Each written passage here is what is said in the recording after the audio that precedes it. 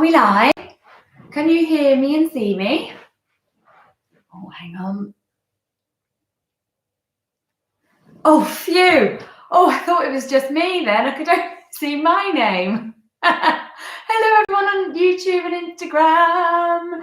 Happy Friday. It's my Friday dance. How is everyone? Hello.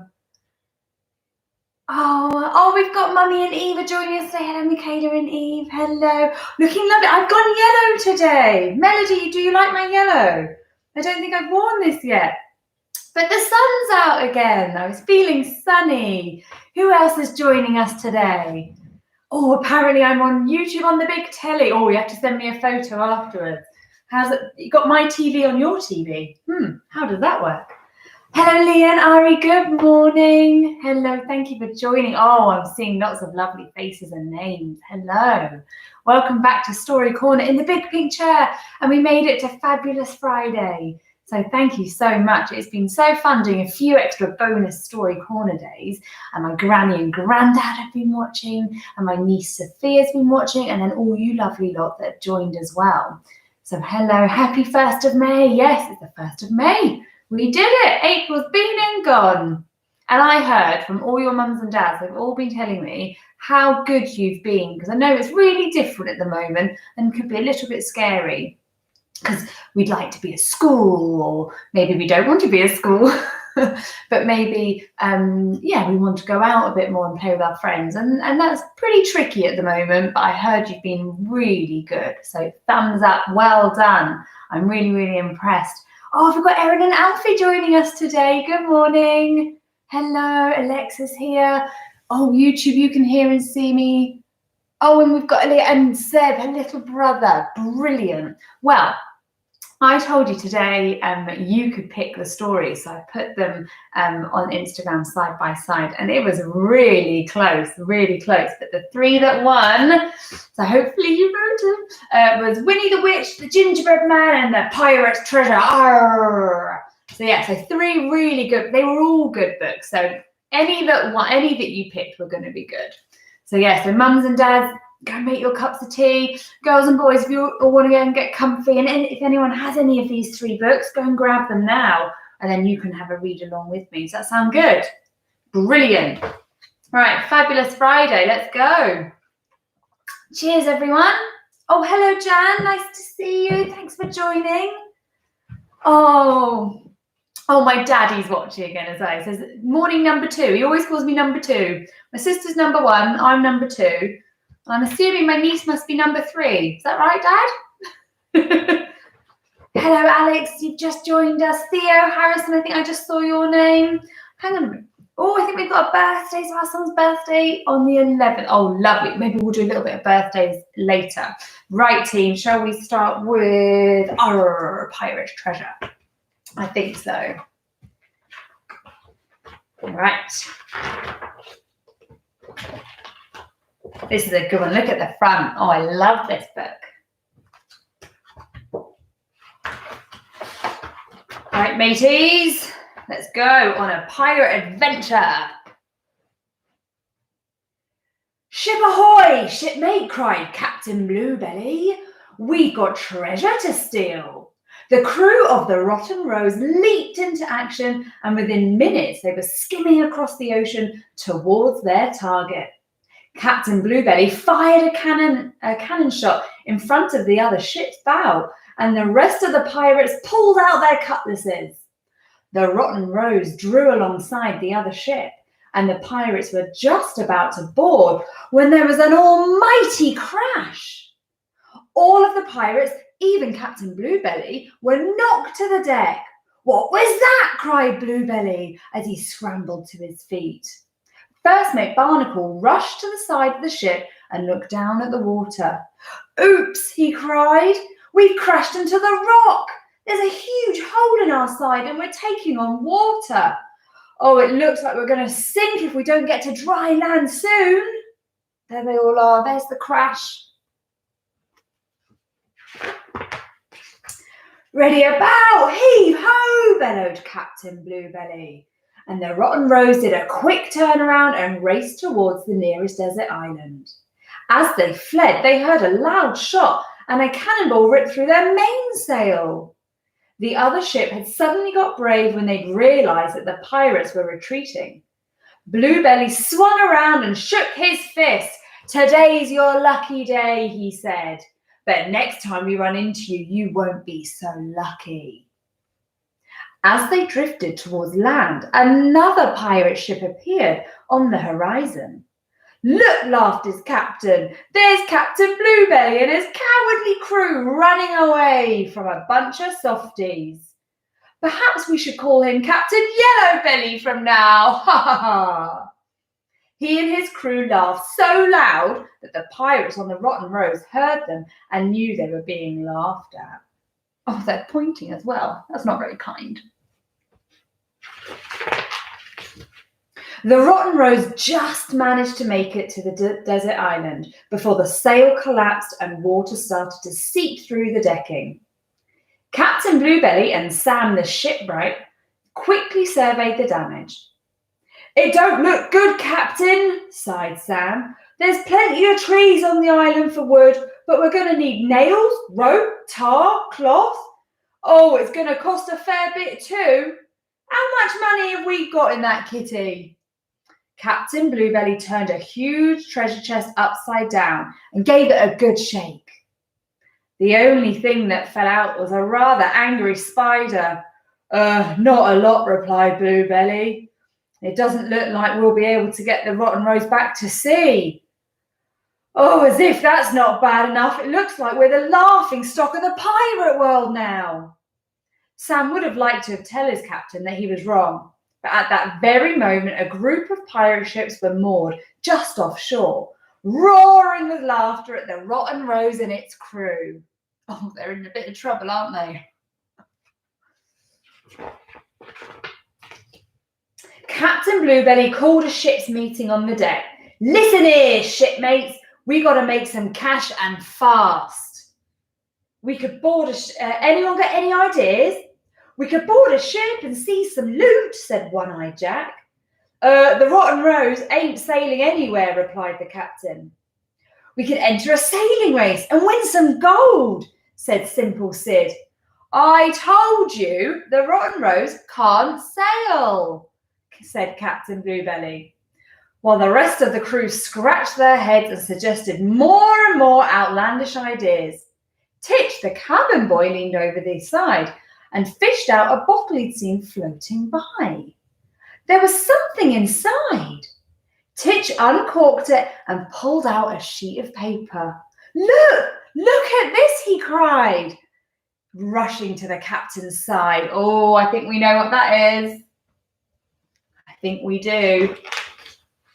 Captain Bluebelly squinted at the sheet of paper and then began to smile. "What do we have here, Titch lad?" "It's a treasure map." "Oh, it ain't just any old treasure map. It's Captain Cutthroat's treasure map." The crew of the Rotten Rose gasped. Every pirate worth his salt knew who Captain Cutthroat was. He was the meanest pirate ever to sail the 7 seas. He had died walking the plank without telling a soul where he had buried his hoard of treasure. "Head for shore," cried Captain Bluebelly. "We've got Cutthroat's treasure to find." The pirates crowded around Bluebelly on the beach. He began to read the map. It started with a rock that looked like a seal. "There it is," shouted Jim. All the pirates rushed over to it. "Now take 10 strides towards the crooked palm tree," said Bluebelly. 1, 2, 3. All the pirates counted the strides together. They're going to find it. Captain Bluebelly and his crew followed the winding path across the island until they reached a gorge with lots of bridges across it. Down below was a crocodile-infested river. "Which bridge should we take?" asked First Mate Barnacle. Captain Bluebelly looked carefully at each bridge. One bridge looked stronger than the rest. "Let's try this one," shouted Bluebelly.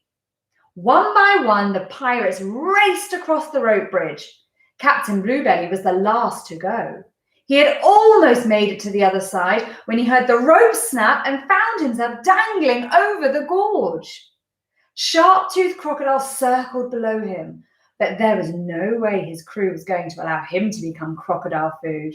Quick as a flash, they formed a human chain and brought their captain to safety. Phew, that was close, gasped Captain Bluebelly. But let's keep going, lads. We've got treasure to find. Oh, there they are down there. Are we finding all the emojis? Oh, yes, we are. Well done. Captain Bluebelly was leading his crew along an overgrown path when suddenly the ground gave way beneath his feet and he disappeared from sight. Where are you? Cried Sam. I'm down here in some sort of pit. It's pitch black. Anyone got a light? Asked Bluebelly. Aye, aye, Captain, said Titch as he shone his lantern into the pit. Suddenly everybody began to yell. Captain Bluebelly had fallen into a pit of writhing, hissing snakes. As one snake with particularly long fangs lurched at Bluebelly, Sam grabbed a vine and threw it into the pit. Without a second to spare, Bluebelly clambered to safety as he panted beside the pit.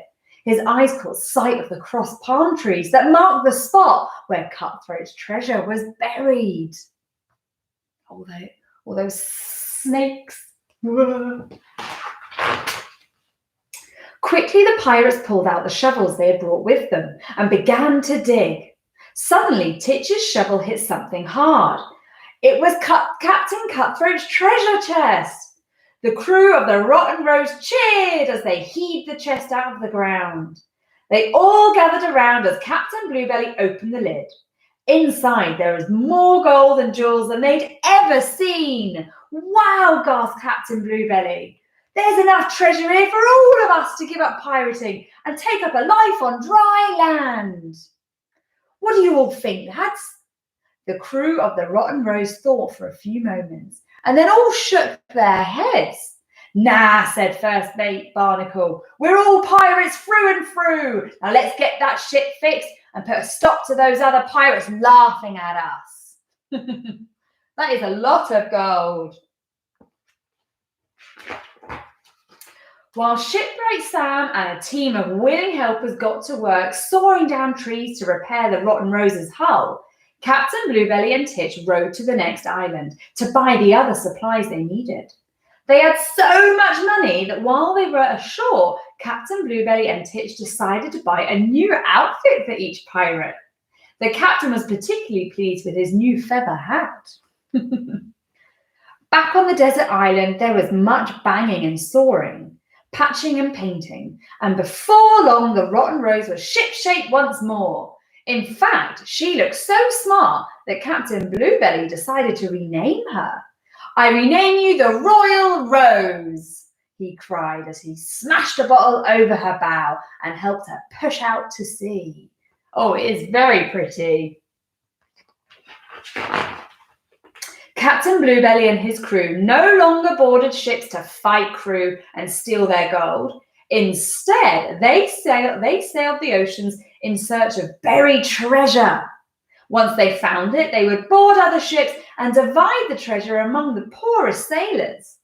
They enjoyed their work so much that they were the jolliest pirate crew ever to sail the 7 seas. Oh, what a kind thing to do. Oh, good old Captain Bluebelly. They found the pirates' treasure. Ah, lovely. So did we find all the emojis? What did we have in there? There was treasure, there was maps, pirates. We had animals at one point. I thought I saw an elephant. Oh, snakes. That was right. It was snakes. Oh, we like Nora. You enjoyed that one. Oh, good, good. Oh, yeah, we've got a swag bag. We've got an anchor and a crown. Oh, I knew you'd find it. Oh, good, YouTube. You found them as well. Lovely. So 1 down. So from pirates to gingerbread men. There's no link there. Right. Should we go for another one? Has everyone got their snacks? Mums and dads, you got your tea? Granny, have you got your white wine? Right. Are we ready? There once was a crazy old baker and a crazy old baker's wife. And one day they made a gingerbread man who amazingly came to life. The name that they gave him was Gingerbread Fred. And they said, don't you wander away. You are not a real boy, you're a pastry, like the ones they serve in the cafe. Oh, he's a yummy looking gingerbread. But before you could say cakes and bagels, Fred wouldn't obey. He ran off to play and Gingerbread Fred said, run, run, run as fast as you can. You can't catch me, I'm the gingerbread man. Oh, he's off. Oh, I'd happily have one of these cakes. He made his way into a playground where a cat lay asleep by the gate. Oh, meow, said the cat. Here comes breakfast. I wonder how long I should wait. But before you could say cakes and bagels, Fred didn't delay, but went on his way. And Gingerbread Fred said, run, run, run as fast as you can. You can't catch me, I'm the gingerbread man. Next, Gingerbread Fred reached a farmyard where a dog lay asleep in the hay. Oh, bow wow, said the dog. Must be lunchtime. It's a gingerbread cake takeaway. But before you could say cakes and bagels, Fred wouldn't remain but raced down the lane. And Gingerbread Fred said, all together, run, run, run as fast as you can. You can't catch me. I'm the gingerbread man. He's a fast little thing, isn't he? He's beat a cat and a dog. Then Gingerbread Fred reached the lakeside. Good day, said a fox by the bay. Need my aid, said the fox. I can take you. You can ride on my back just one way. And before you could say cakes and bagels, Fred was persuaded and in the fox waded. And Gingerbread Fred said, all together, run, run, run as fast as you can. You can't catch me. I'm the gingerbread man.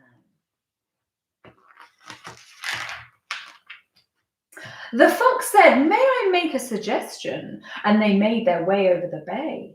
If you stay on my nose, you'll be drier and avoid all that splashing and spray. Quite soon they were over the water and Fred said good day. Thanks again. Not so fast, said the fox. I've a brainwave. Would you like to fly just like a plane? Uh-oh, I think we know what's coming. And before you could say cakes and bagels, with a cry of wah-hey, Fred flew away. And Gingerbread Fred said, run, run, run as fast as you can. You can't catch me. I'm crunch, scrunch, munch. Fox ate him for lunch. And Gingerbread Fred said, well, nothing ever again. Oh, good job, Gingerbread Fred. I mean, you should have listened to your mum and dad. Oh, I could eat some gingerbread Fred now. I remember when we read this a couple of weeks ago, one of you, lovely, you then went and baked your own. So maybe that's something you could try this weekend. You could bake your own gingerbread Fred. Oh, that's a good one though, isn't it? Do we like that one? Oh, you're very, very quick with the emojis, team. Well done. Well done. Oh, my dad says we can call me Rapunzel. I know, well, all the hairdressers are shut. I can't get my hair cut. It's not essential.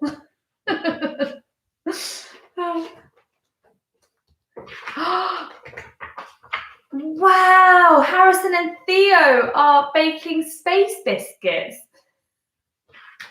What's a space biscuit? Are you doing planets? That would be amazing. I'd love to see a photo. Make sure you send me those. Oh, are you going to do aliens and spaceships? Wow. Right, should we read a few more? Or should we read another book? Oh, Olivia, good morning. Hello. I haven't said hello to you yet. Lara, Suri and Reva, you've joined us. Fantastic. Space themed shooting stars and moon biscuits. Oh, now I want some biscuits. Oh, I do. I love biscuits. Right, shall we read Winnie the Witch by Corky Paul and Valerie Thomas? This is a really, really fun book. Right, team, everyone comfortable? Winnie the Witch lived in a black house in the forest. The house was black on the outside and black on the inside. The carpets were black, the chairs were black, the bed was black, and it had black sheets and black blankets. Even the bath was black. Goodness me! Winnie lived in her black house with her cat Wilbur. He was black too, and that is how the trouble began. Where is he? Oh, there he is. When Wilbur sat on a chair with his eyes open, Winnie could see him. She could see his eyes anyway. But when Wilbur closed his eyes and went to sleep, Winnie couldn't see him at all. So she sat on him. Oh, ouch. When Wilbur sat on the carpet with his eyes open, Winnie could see him. She could see his eyes anyway. But when Wilbur closed his eyes and went to sleep, Winnie couldn't see him at all. So she tripped over him. So she sat on him, now she's tripped over him. Poor Wilbur. One day after a nasty fall, Winnie decided something had to be done. She picked up her magic wand, waved it once, and abracadabra! Wilbur was a black cat no longer. He was now bright green. I think that's a brilliant colour for a cat.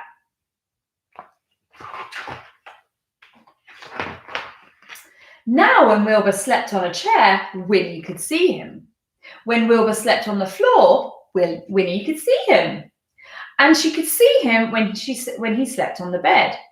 But Wilbur was not allowed to sleep on the bed. No, thank you. So Winnie put him outside on the grass. Winnie came hurrying outside, and tripped over Wilbur, turned 3 somersaults and fell into a rose bush. When Wilbur sat outside in the grass, Winnie couldn't see him, even when his eyes were wide open. He is very camouflaged, isn't he? This time, Winnie was furious. She picked up her magic wand, waved it 5 times, and abracadabra! Wilbur had a red head, a yellow body, a pink tail, blue whiskers, and 4 purple legs. But his eyes were still green. Now Winnie could see Wilbur when he sat on a chair, when he lay on the carpet, when he crawled into the grass, and even when he climbed to the top of the tallest trees. There he is there. You see him? Wilbur climbed to the top of the tallest tree to hide. He looked ridiculous and he knew it. Even the birds laughed at him. Wilbur was miserable. He stayed at the top of the tree all day and all night. Next morning, Wilbur was still up the tree. Winnie was worried. She loved Wilbur and hated him to be miserable. Oh. Then Winnie had an idea. She waved her magic wand and abracadabra! Wilbur was a black cat once more. He came down from the tree purring. Then Winnie waved her wand again and again and again. Now, instead of a black house, she had a yellow house with a red roof and a red door. The chairs were white with red and white cushions. The carpet was green with pink roses.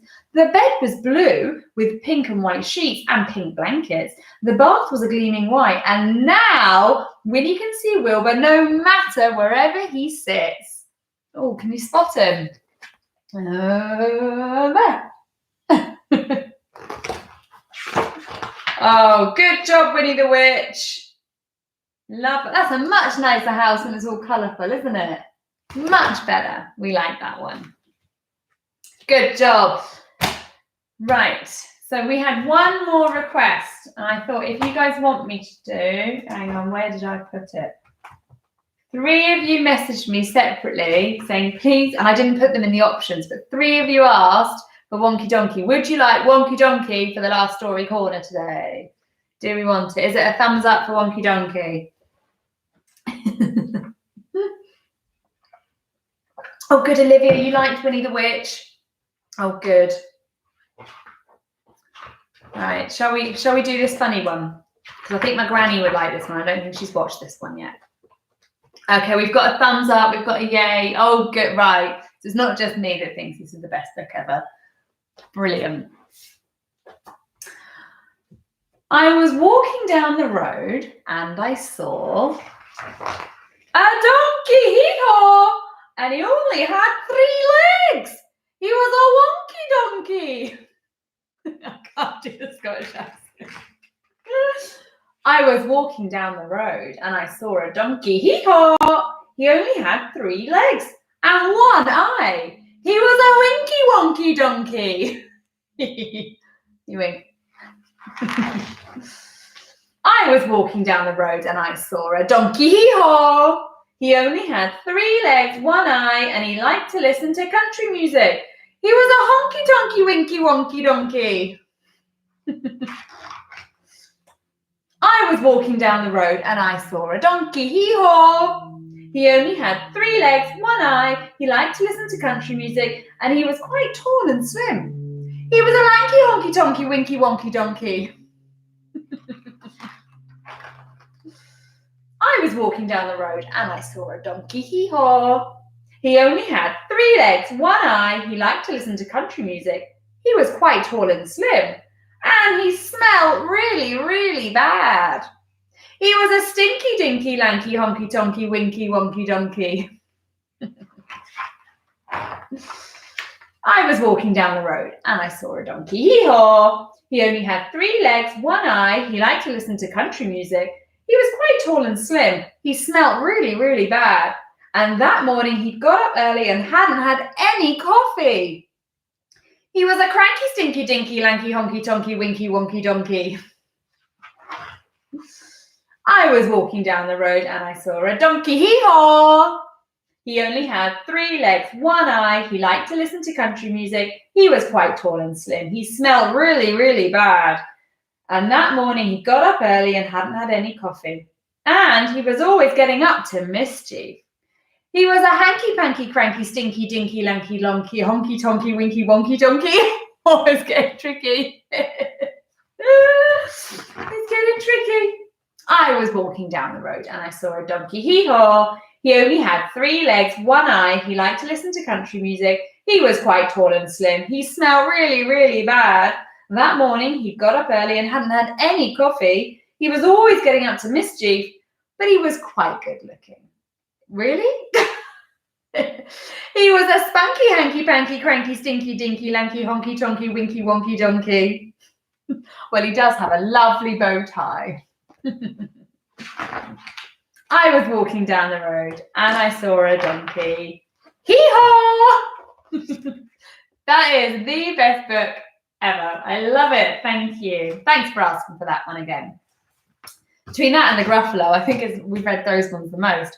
Right, team, that is it for Story Corner. Thank you so much for joining me. I hope you've had a really, really good time and have enjoyed it as much as I have, because it is a strange old time, but this has been really fun. And all your drawings that you've done, the photos, and if there's any photos of you guys today, tag me on Instagram or send them to me afterwards, because I love to see you guys watching as well. Oh, good. We've got a thumbs up to the books, haven't we? Oh, lovely. So yeah, thank you, everyone. I hope you have a really lovely weekend. What are you all doing? Oh, God, the sun should be out. Maybe we can go outside a bit more. I'm learning to play the drums. Yes, I need to practice them a lot, though. My poor neighbours. So yeah, have a lovely weekend, everyone, whatever you're doing. And yeah, have a good one. Look after yourselves and wash your hands. Don't forget. Bye.